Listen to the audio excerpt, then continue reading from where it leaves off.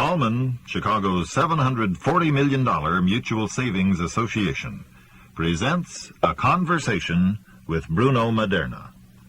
This is the 45th in a continuing series of programs, each of which offers the listener a rare opportunity to hear an eminent musician informally discussing his own career and expressing his thoughts about a variety of topics related to the art of music.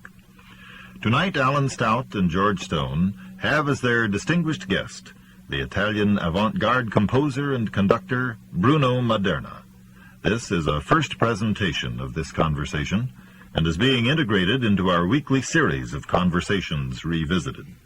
Somehow, Mr. Maderna is less understandable on the tape than in person, and often it requires close attention to get the import of his remarks.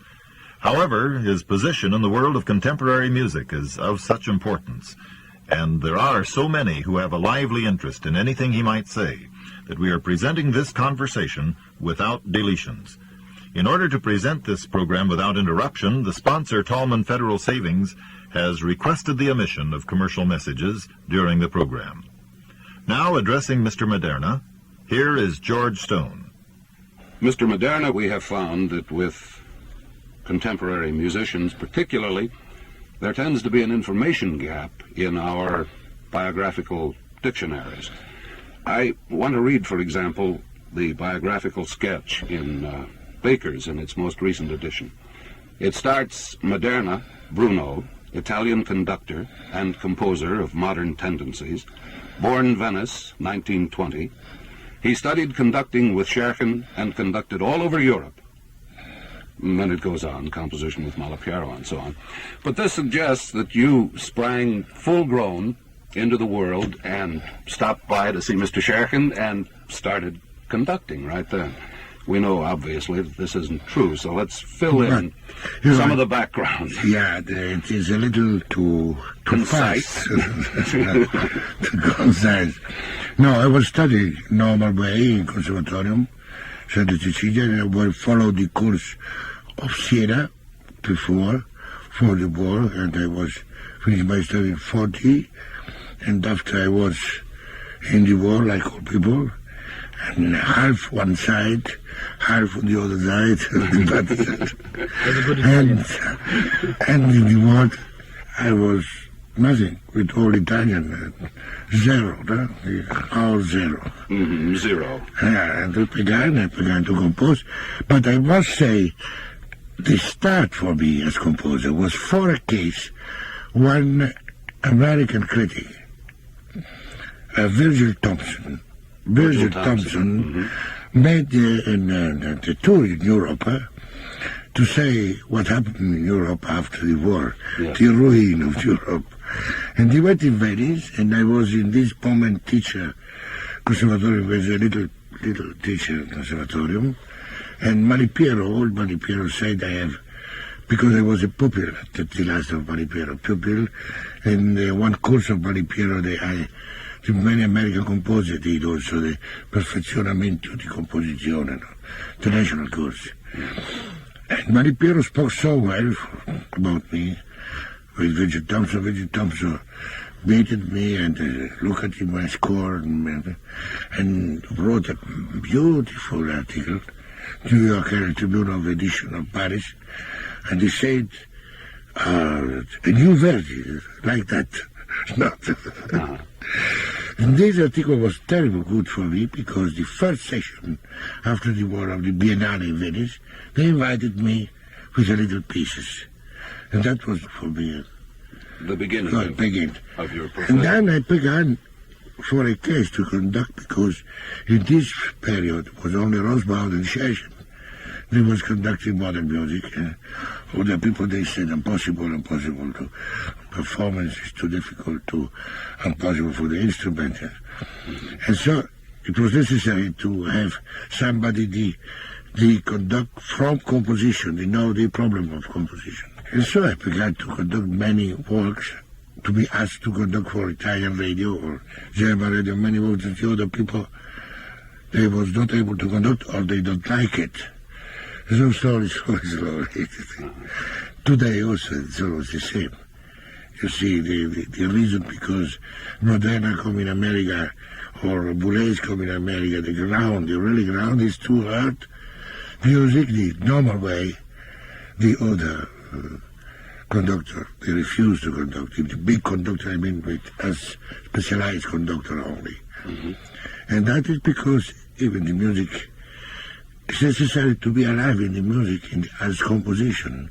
And it's necessary, don't forget, to conduct began with Mozart, with Wagner, with the composer self. That's very true. And I want to talk a little more about that later, but I'd be interested to know about your earliest active participation in music. Was it in your home? Yeah, no, I began with violin. Violin study? Yeah, because my grandfather had a job at the money about violin, and he thought always that one man, when he's violinist, can do all, can be also a gangster, but he will anyway go to the evening. As long as he's a violinist, he's all right. Pardon me, Alan. Go ahead. I was going to say that the first time I ever heard anything about you was through this article of Virgil Thompson. That was my first acquaintance with your name. You too. And that was a requiem, I believe. Yeah, yes, a big requiem. A big requiem. I lost this big requiem. I don't know where. I know. I remember this. I wrote after the war, like a big requiem, 2 hours, 2.5 hours, with 2 chorus, 3 pianos. I remember that. The Virgil Thompson tried to let perform it in America, but he sent a beautiful letter to me one time. You know, when I found the chorus, they don't have double orchestra. When I found double orchestra, they don't have 2 chorus. Seems to be difficult also in America. Oh yeah, it was, but it was a visit card, you know, for me. And today it is naturally relatively, how to say, naive work, you know? But it was in this moment, you know, this moment after the war was really for us the cessation. It's all finished. The only possibility to write a requiem and to die. Well, by this time, had you started to write music in 12-tone technique? Yes, this requiem was the passage, the story passage. You know, we don't knew before the war so well the music of Vienna, but anyway, better than the German people. Because Mussolini, you know, he had a big friend in the war, the first war, and he was Marinetti, the futurist. Uh-huh. And he believed to Marinetti. Futurist was not so intelligent. He believed he had a big influence on Marinetti. Marinetti said perhaps he was Marinetti could help the modern music, modern work. And so it's not true that we were so how do you say it, so separate from the old culture. For case people like Dalla Piccola, people like Petrassi, the generation before us, they had the possibility always to be in contact with the music of Stravinsky, of Bartok, of Hindemith, and also of the Vienna school. Yes. This in this moment was not so well known. Not in Germany. No, and not so believed also. But it was very curious that one pianist today don't like the music of Vienna school, began with 16 years, the first in Italy to play all the work of Schoenberg. It was Benedetti Michelangelo. Good Lord, that's very incredible. curious to say. Huh. He was in this period the only man with a musicologist. Today, if you speak with Michelangelo about Schoenberg, he don't like it anymore. That is But really... anyway, he played with 16 years. I think the earliest piece of yours I know is a setting of Greek poetry for female voices. And, Yeah. And that's about, what, 1948, isn't it? Yeah. Yes. Yeah. This was a terrible surprise for me, because I did these pieces. I lost also these pieces because Scheich had a little edition, and they liked it to be editor. And we gave the music at him. He lost the music. But one time, Berio went back from America in Milan, and he thought, take me one record of Louis Field, orchestra and chorus with these pieces. I don't know. Never, only in this occasion. Louisville Orchestra did this piece on record. Good heavens. Yeah, beautiful. The question I was going to ask is, how did you become involved, your interest, your study of the 12-tone technique?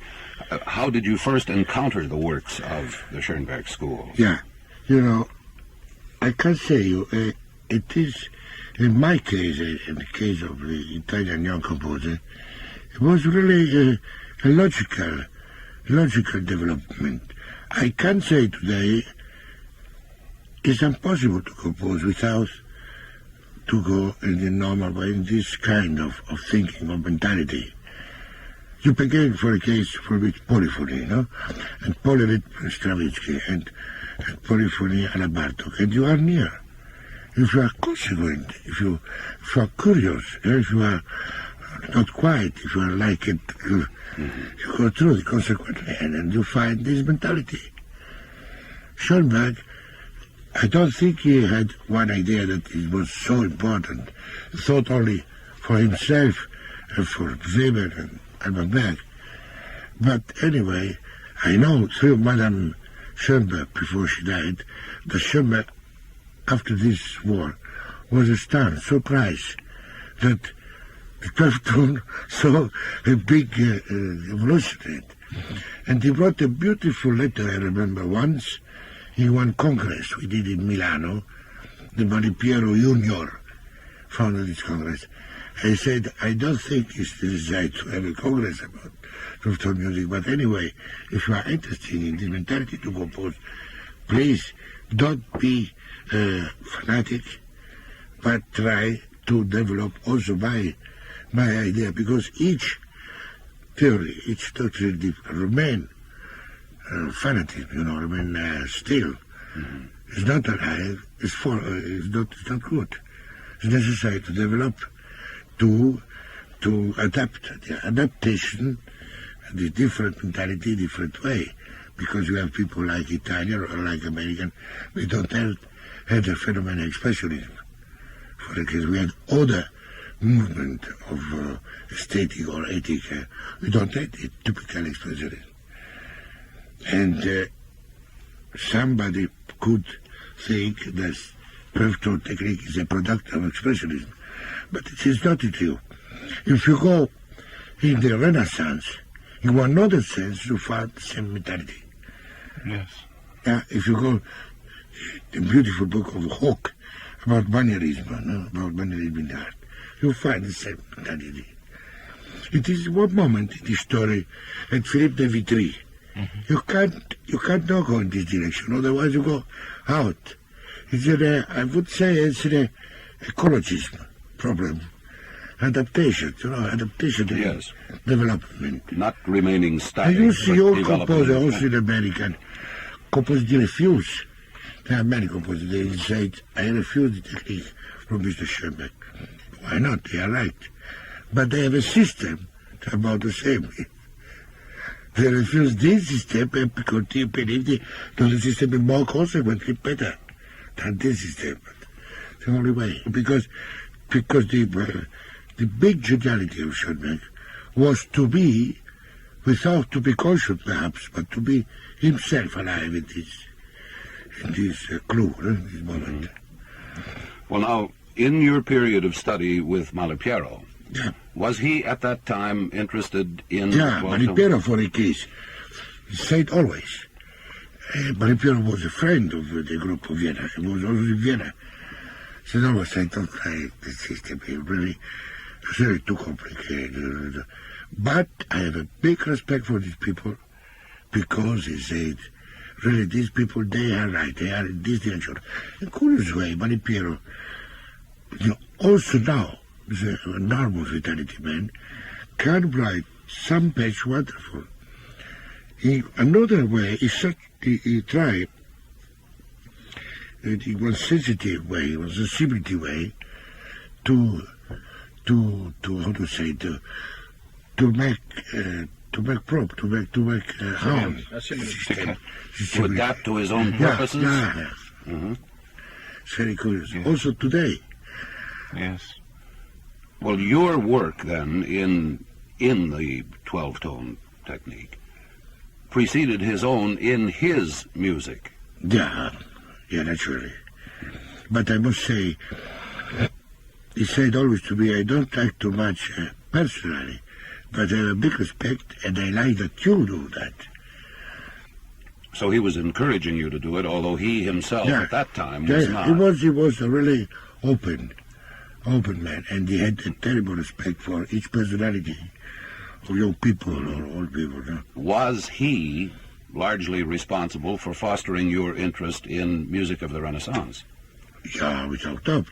I was from China always, but I was more and more convinced to Maripiero, because it was the terrain together to be friends, Maripiero and me. Maripiero asked to me the first translation, 48. They let come from me the beautiful Odecaton. It is the first. Yes. Before that, the University of Pennsylvania did that. Maripiero let come from Treviso, the one copy of this Odecaton. And I translate all. Each day we had a day together to look at this beautiful music. He was really enthusiastic about it. And we did little series for instrument. And the young people played. Have you done anything with Vicentino yourself? Niccolò Vicentino. Yes. Maripiero is really at home about this. Done very well. It's a curious man, Maripiero. And he's still very active physically. Yeah, and it is a curious man. It is like you would place suddenly one man of the Renaissance today. Oh, he's that type. And he would like it the same way. But he's always writing music. And very curious, the music if you write today is for me the best that you write. It's another variety. He's an unbelievable man. Or shoots. I mean, he's so old like Stravinsky. Yes. But he is always so vitality, full of idea, no? Your beginning to conduct, then, was, in a sense, a matter of necessity. Yeah. It was an outgrowth of your composing. In order to have these works performed, somebody had to conduct them, and you were the logical person. Is that what took you to Hermann Scherchen, or had you previously studied conducting with Scherchen? Did you go to Scherchen because you needed to have the... You know very well Scherchen was also in America here. And for us in Europe, was Scherchen a live monument of modern music. Don't forget that the period in which I beat Scherchen was a beautiful period of Scherchen, because Scherchen was sometimes a relatively difficult man, with terrible differentiation. One morning was very well, fantastic. Other morning he believed it to be good, and he believed it to be crazy, and the afternoon was again beautiful, It's a difficult man. But Scherchen was into all the movement in Europe. He knew all. He was the first performance of all. He was friend of that. He was in all polemic. And when Scherchen did, very late in 49, one course in Venice of conducting, I make it his course. I remember he asked to me, but you are a composer, I know your name, I know your music. And why you did this course with me? Because I would like to be with you, to discuss with you, what do you like, how do you think the music, and from more contact as a man, as a Scherchen. And from this moment, Scherchen was for 2 or 3 years for our part. Then he went perhaps to founded he became one crazy idea.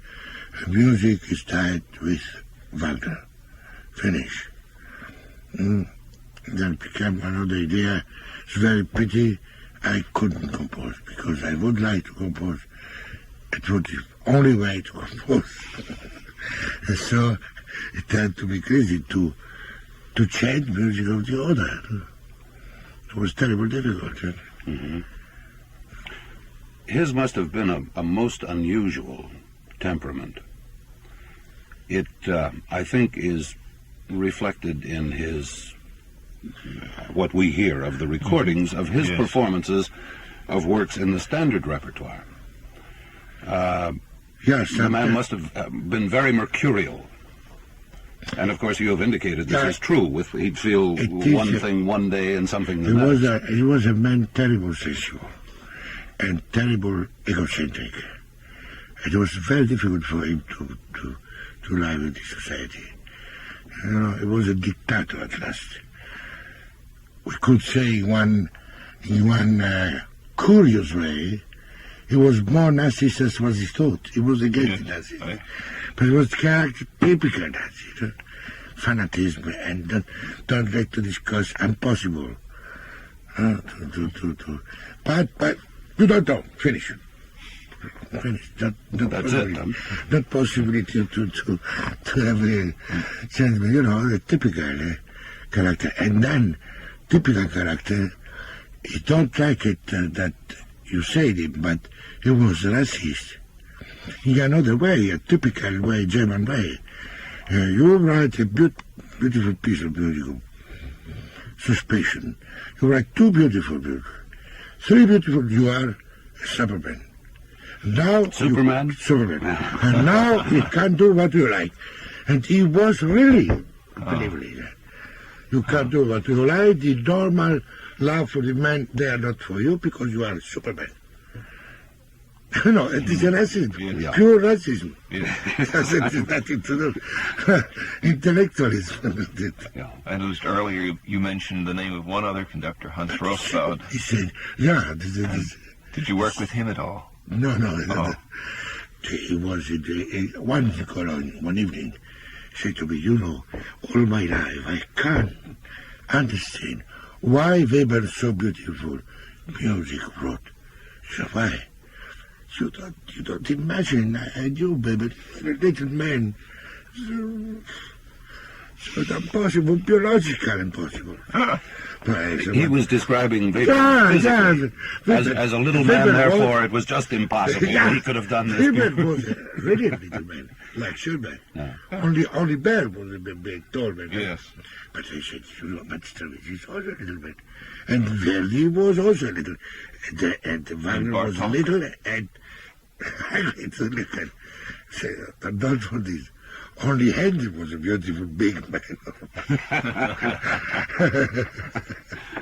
That is really a curious point of view. Yeah, he couldn't understand why Weber is so big. Because he looked at so small.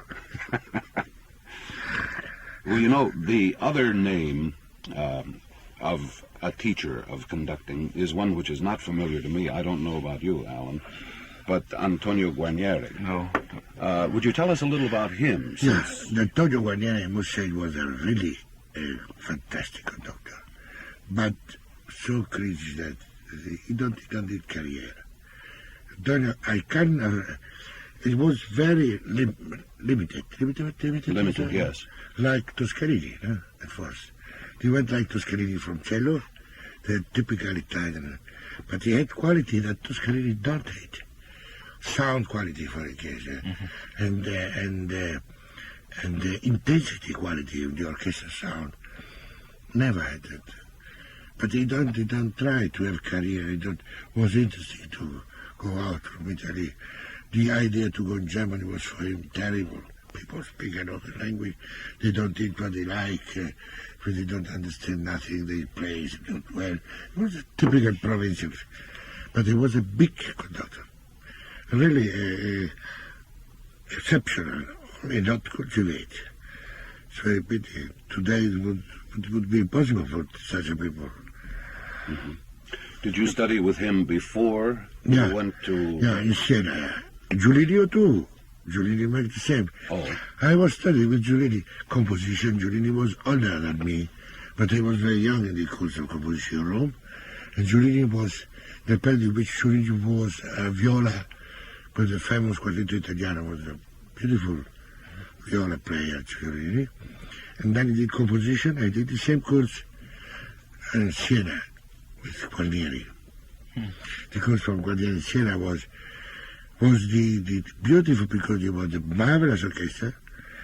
Mr. Chigi, the Conte Chigi, gave all the money for this special orchestra, and you had the possibility to work each day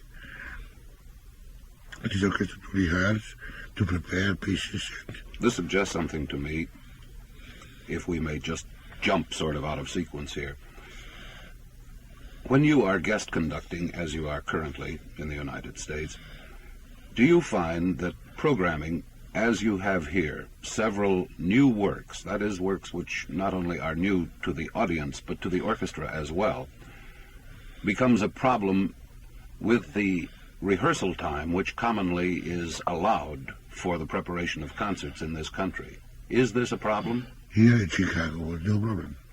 We did for each concert 3 rehearsals and 1 general rehearsal. It's the minimum that you can have for a normal concert.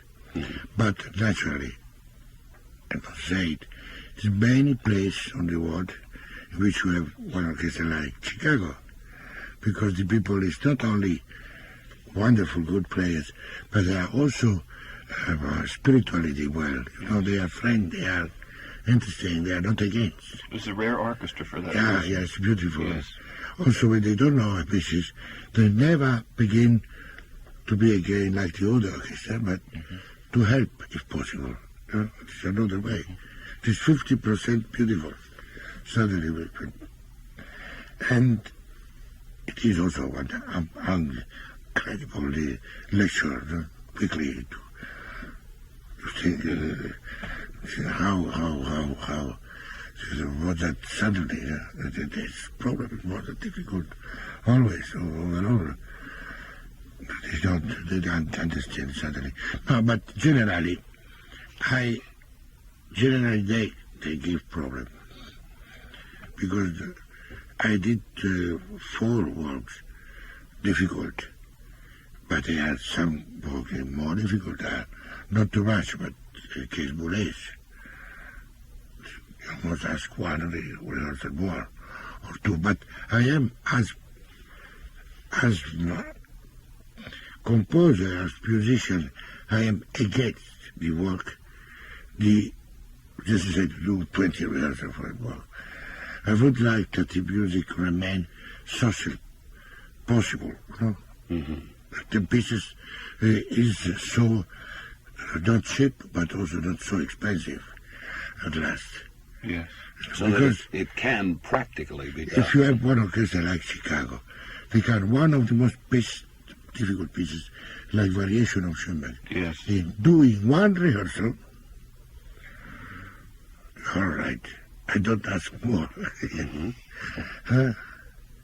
But I think this is only this orchestra today.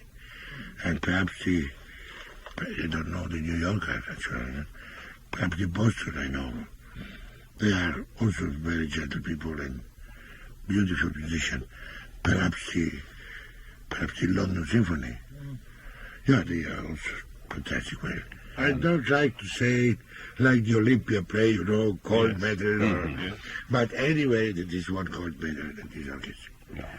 And that is the beautiful work, I think, from Rainer once for Shorty and Giulini today. Because the Shorty and Giulini, like Rainer once, thank God, they are first good musician, second conductor, and not first show conductor and second musician, you know. And that you see the result. Yes. The product is one orchestra. They are really not only one orchestra, but for a town like Chicago is one cultural instrument. It's more one orchestra. They can play all, It's very true. It's a number of composers have said that it's the most flexible orchestra they've ever encountered. Yeah, because it's evidently that the work of Mr. Rainer once and to Mr. Now is the really work in the right direction. what do you call it? I conducted many orchestra in which the permanent conductor is a big star. Orchestra went, yeah, like a beautiful show, but to go into is difficult because they don't are used to think the music. Yeah. It's only to be beautiful, finished. Yes. Accustomed to having their thinking done for them and to concentrate on putting the luster on. The orchestra slowly, they take the character of the permanent conductor, like the horse. Yes. You are listening to a conversation with the eminent composer and conductor Bruno Maderna, with Alan Stout and George Stone. This is WEFM Chicago. Now resuming the conversation with Mr. Maderna, here is George Stone. There is a problem, and apparently a universal problem, in getting subscription audiences to willingly accept music of the avant-garde. What are your thoughts on this? You know, the problem starts from one historical moment. You know that only in the last 40 years, 30 years, not 20 years after the last war, the public began to be really eclectic. And we too. I remember when I was a child, there was never a program with modern, old, classical, mixed wood, and or at the time of Verdi, the old music was never performance. It was only the contemporary music performance. But now, in the old world, it's a really eclectic language. The people and all the culture begin to understand this music has last only four centuries. It's not so much. It's not like the painting. You can go from 20,000 years ago and to today. So is the music to ask why we don't know the music of Middle Age. And for us, for me, it's so important like to know the music of Mr. Earl Brown. Yes. To enlarge, to have one vision of the music, one horizon of the music, bigger. We would understand why it's necessary to do the two parts. You can't do philosophy today that you go in the moon without to know Plato. Also when Plato was far away from the new mathematics. But the basic ground of the moon is at Plato. And all people who go to the moon, they know Plato very well. Otherwise they can't. That's right. So it's music. Why we don't know the music is so important. If you think the music is to dance, to go to church, to diet if you like, to be at table, to go in concert hall, to enjoy, to be dramatic, to be theater. This is so terrible. This is practically, it's one medium of the, one big semantic. What Rilke said always, when you have no word to express what you feel, here begin the music. And we have many moments in which our vocabulary is not sufficient to. And so, coming back, I think it's necessary to let her music, to have music unusual, to be more independent in your choose the music of Beethoven or Mendelssohn or like that. You know, for many people, Beethoven is like Mount Everest. But if you know the period of Beethoven, if you know the later days of Schubert, you begin to see that Beethoven is a big composer. It's not so big, you see, but sometimes can be so unbelievably high. You understand why? Why? Because the epoch begin the problematic. Because Napoleon said liberté, he was destroying the liberté, égalité, fraternité, because in Europe, right? And so you understand more and more the culture. But today, one thing is, I like to do always modern music in each concert, and always old music, but it's also necessary to see, if possible, to do well. Otherwise, public don't understand. And one bad performance of modern music is more terrible and as 4 beautiful performances. It's only sufficient one, mate. Say, I said you, nothing. Yeah, terrible. Saying, and otherwise, it's necessary to be cruel with the musician, because not each piece will be beautiful. Not each musician also, whereas my friend or the cultivated person can write music. It's impossible. It's impossible. You read in each country a list of composers, 200, 500, 2,000. It's impossible. Composer of Costa Rica, Norwegian, it's not true. They don't have the music. It's the case.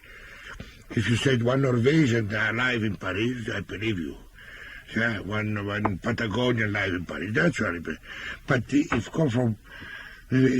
you have to come from the island Barbados, it's difficult, yeah? Mm-hmm. Perhaps can be as a phenomenon, but folklore you believe, but music. And so, the Society of Contemporary Music, they do each year. 20 years we don't know Island Galapagos. It's necessary to do pieces of Galapagos. But they don't have a piece. It must have a piece. In this way, it is very stupid, And so you perform pieces, they have really nothing. And the public is against. And you use your money for nothing. It's opposite, your money against the culture. It's necessary to say it. Mr. Brown, Mr. Maderna can't be that they write beautiful pieces. But I would go so far that I have an institution and say, please, you write the pieces for me, I give you the money. But after I look at these pieces, it's not well, I don't perform. I give the money, but not perform. Next time, perhaps, well, so easy to write a beautiful piece is impossible. We know all that. Well, this is very true. Yeah, there's 1,000 young composers in America now. Thousand, I exaggerate, but they are very few. They are able to write. And in French, Bourez, Ami, a little Mr. Roy finish. French, which was a big good. In German, it's the same. But in the reality, beautiful pieces to convey a public like Chicago, good public, but it will have something positive. They are not so many. But the contemporaries have found a welcome in Germany. Yeah. The contemporaries from outside Germany. Yeah. This perhaps Germany is a problem. One problem is because Germany, before Hitler, was the country in which the music was at home, always. It was the most developed country, like in Italy, Renaissance, like last century in England, it was the moment of Germany. It was stopped in one most beautiful moment. Don't forget it was intermittent. With Schoenberg and all in Germany, between Berlin and Vienna now, was best music. But after they pick up, like Hungary, the old beautiful old time 28 before Hitler, they began naturally to perform all. And they made a mistake. They began to go to the quantity instead to go to quality. And that is very, very mistake because they began to perform suppose in Chicago. This year's with the Moderna, next year's other form. It's possible, other form. Next year's, but about 20 years, other form. They don't have time to pay heed to perform the music of the lady. More public will be against. And then there's the other problem in Germany that the state radios play late at night the contemporary music. Yeah, in Italy, the concert halls are the best medium for the music is the radio because we have another organization. People pay, each month for the radio. And so the radio can have 3 orchestras. In Germany, 5 radio. There can be competition. Sweden does a lot too. That's another country where... Perhaps your organization is better, perhaps, for the music. Really? In the future, I think so. Well, the consulate was always like that. The music began in the university to be very well studied in America, much better than it has. And from the university, after one period of organization, they go to the public, I think as well, a good case. I'm not quite sure I follow. I take it you mean through taxes. You think it is better the way it is in America, with voluntary support? Because there's a grave problem here, and... You know, it is a great problem. It has also the same. I must tell you a story. Very curious. I'm living in Germany, and I know a little Germany. In 1952, it was all orchestra of Germany, not well paid, impossible, because all people were not well paid, and there was the same situation. The orchestra played unbelievably well, with heart, with all possible. People went in bicycle or maximum in Volkswagen. They smoke a little cigar or cigarette. Now, the orchestra was terribly well played. Composers are supported from radio with command from institution. Commissions. People considered Mercedes too few. Mercedes, they had long cigars like now that. Long cigars. But the situation of the music and the situation of the spirit was much better than 1952. I ask me why. Yes, why? Why? It seems to be that the man is not able to be lucky, to be in a good situation. Can be that the man is necessary to have always some adversity. Can be that the best thing of the civilization to be free of problems of any kind. Can be the man. I don't know why. This is an interesting point of view because I think it's one that hasn't been considered in this context. It is a struggle to keep these organizations alive. Yes, I know. But I would say it is dangerous, but anyway, better to have the support. To have this, because, radio is a terrible medium. With the radio, you have the possibility to perform all Brown, suddenly from Miami to Dawson. In 2 days, all people know that. You make a discussion like with me, and you created it and compose it. Beautiful, this possibility is a case Brown, because it's really, Brown is really a beautiful composer. But supposing now, they come at you and say, yeah, and me, that's very well, and me, and then come one day, in which you can't do that, because, but political pressure, I begin the yes, I see what you mean. Boulez seems to feel that the English way is the best with partial support and the rest is supported by the public. Well, of course, the point you have brought up is one that frequently is mentioned. How does one receive support from the state without becoming involved in dictation of policy by the state? And whether or not this should be a matter of concern, I don't know. But it is the one argument that generally is raised when state support of the arts here is brought up, that with support would come control. Yeah. And so this is what they worry about. To get back to the business about the climate for music in Germany after the war, there was, of course, a kind of a vacuum, and I suppose they were just eager to hear anything.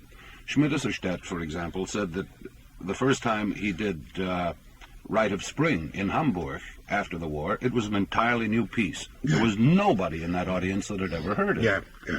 And now this is so difficult for us to understand here, and yet there are places in this country where, by George, it's the same thing. I don't think the work has ever been played by the Baltimore Symphony. Well, I wonder what it is, then, that is different about the audience attitude.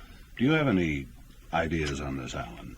Why is it that there is this dogged clinging to conservatism by American audiences that doesn't seem to exist in Europe?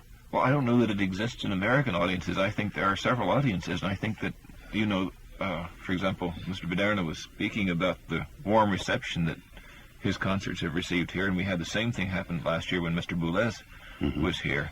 These are largely young audiences. The symphony orchestras are playing to the geriatric society. I maybe shouldn't say it so strongly, but this is one of the things which is happening.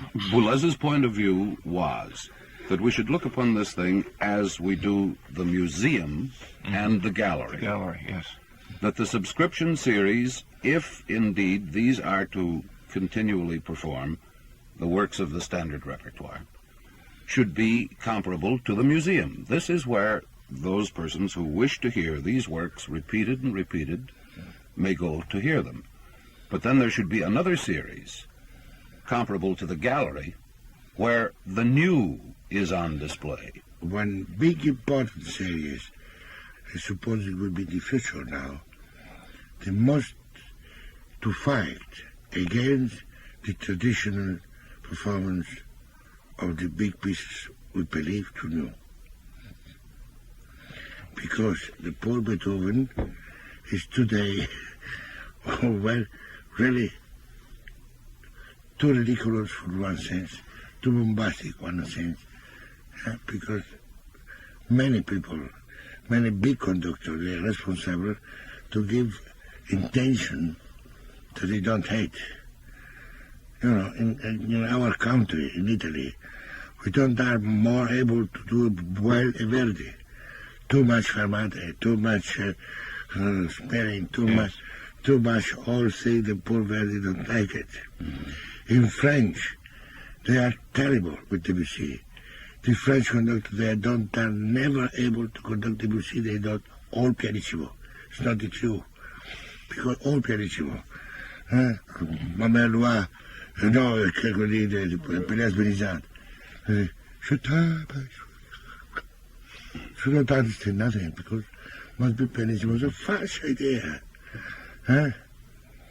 Wagner in Germany is more impossible because the tempi are 20 metronome. And they are so long that they can't breathe. This came out with Boulez last it year. Is so terrible. It is like you would take the Raphael painting that you find in the Raphael or Giorgione painting that you find at your coiffeur, in the as reclame, no? And Mona Lisa, Leonardo is all Mona Lisa, not my reproduction of Mona Lisa, no? So the people are completely not idea. The music must be discussed, the big music, I mean, not the normal music, but they come. Paisiello, it's a good music of the genre. It's not interesting for us, it's only interesting as now of the period. But Mozart, Schubert, Verdi and Wagner, and Beethoven and Schumann, they must be, really, they are so also today one problem about the music. They are our culture, also today. They must be discussed again. Well, we really know less about 19th century performance practice A than we do little about better 18th. is the case of Shakespeare. Yes. Very good, because all people try always to new stage, new fashion, new interpretation of, and they found already ground to look at for different point of view the same problem. But why we don't know with the music? Why we suppose that Mr. Foucault do each performance of the 7th Symphony is different, because it must give you a big sensation. And you know that more as 20 different interpretations of the 7 is impossible. They are possible, a little 112 or 110 or 108, but you can't do that like the last time in the was Allegro dell'Andante, because it was what is impossible to do. Or another conductor, the stupid symphony, because they were done like that. You know, this is so crazy. Yes. Looking for the novelty. And that is a big problem today. When you try to do really what you believe, what you are studying, I mean Mozart, case Mozart, it's better don't never to conduct Mozart. But when you conduct, then you must know Mozart exactly, the period, what was German, what was French, what was the conditions. And then you come about it too, Mozart. And now it is in Europe the beautiful new edition. They confront all the material of Mozart, very right there. You can find you found it as the typical, more embellishment. They don't have Mozart, they get later, they take it later. And so you try to conduct Mozart really well. You have terrible critics, terrible. But people against, people they come out. It's impossible because you read it, the personal Mozart, personal idea about Kant, or about Leibniz, Yes. And Well, you destroy the reality is different. But it's this business of tradition. And wasn't it Toscanini who said tradition is simply the recollection of the last bad performance? Or Mahler or somebody. It is only one way to ask, if possible, that like here, I said, this orchestra is so beautiful. Why? Because Mr. Reiner I don't know Mr. Reiner, but evidently a cultivated man. And Scholti too, because I don't know personally Scholti, but so well, couldn't tell. But I remember he was conducting once some beautiful Rigoletto, I heard. Really beautiful. Yes, Rigoletto. Better than the Italian conductor. Another time, a beautiful Mozart, better than the German. But I mean, when somebody is able to conduct very well, correct, exactly, historically, and Mozart again at the beginning, culture did ever culture. And Mr. Scholti also conducts eyes very beautifully. Moses Aaron, and so modern music, and so old music, And Giulini also cultivated person. We must begin here.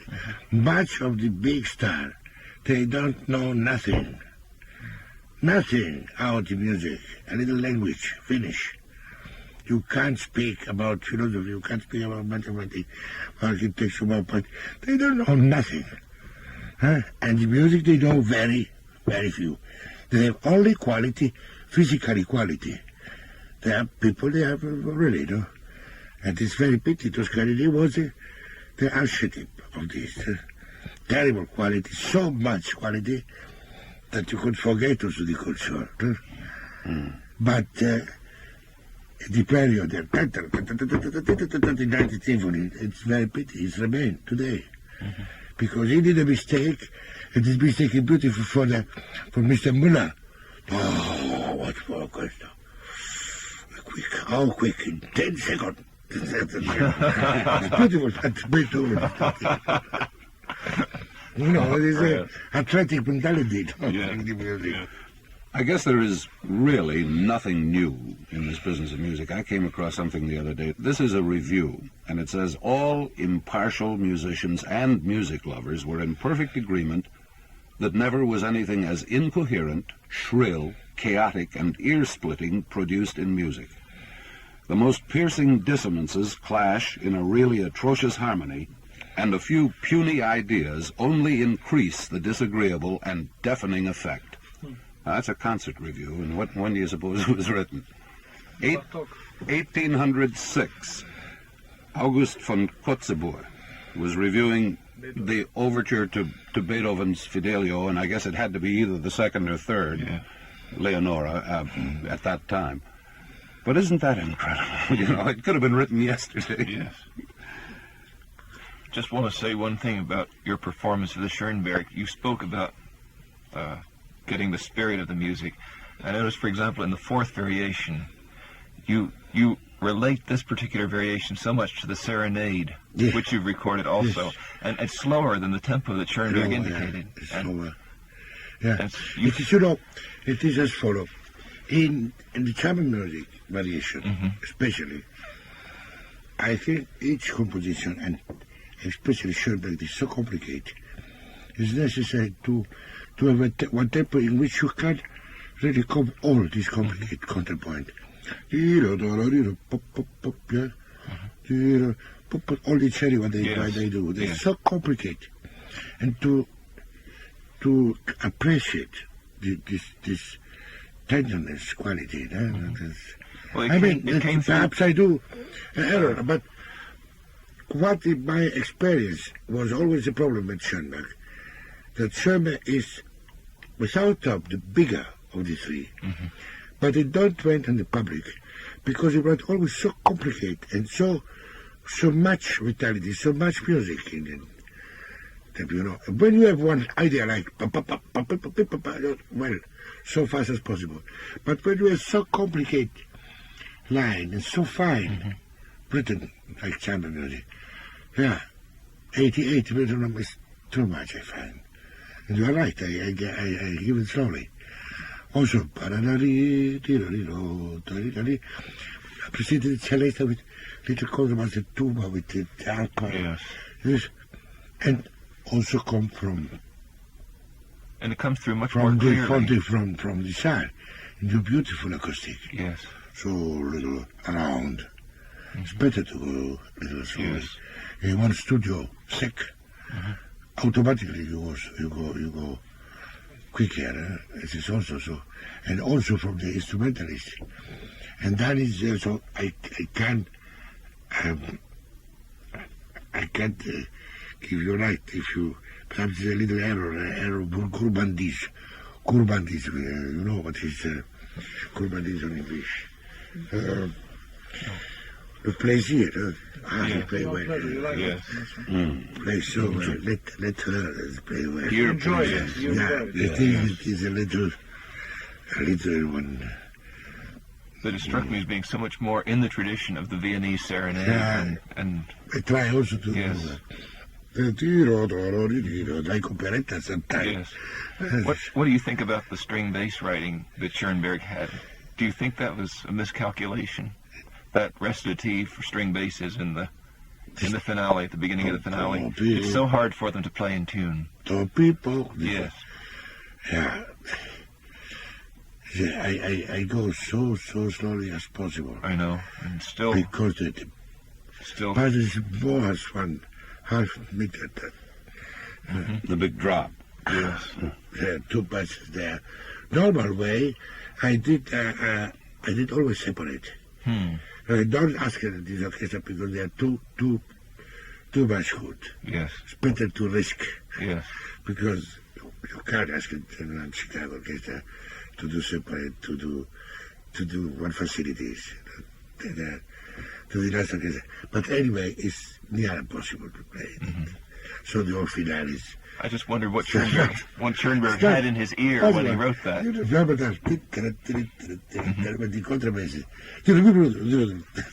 That's impossible. Starting on high F sharp. Optically is possible. But anyway, if you don't take this tempo, you miss the character, the dramatic character, the believably fanatism character of this finale. Yes. Schoenberg was like that. When you have big music, not agreeable. Yeah, not, how do you say it? Pleasant. Yeah. Yes. And sometimes the music is really like that. Big music is not always present. No. In this case, it's typical. But it's what he meant to say. Mr. Maderna, this has been most interesting. We've enjoyed meeting you, and I'm sure that our audience has enjoyed this opportunity to hear your thoughts. You was enough passion, but people, my age is so... But next time I come here, I will speak better. We want you to come. We will count on it. We want you to come as much as possible. I thank you. I was so really glad in this day. Yeah. Because, not always you have the possibility to do concert really well with such a program. Difficult. Great. Thank you very much. I thank you. This has been a conversation with Bruno Maderna, Italian avant-garde composer and conductor. Participating were Alan Stout, American composer, and George Stone of WEFM. This was the 45th in a special series of programs presented by Tallman, Chicago's $740 million Mutual Savings Association.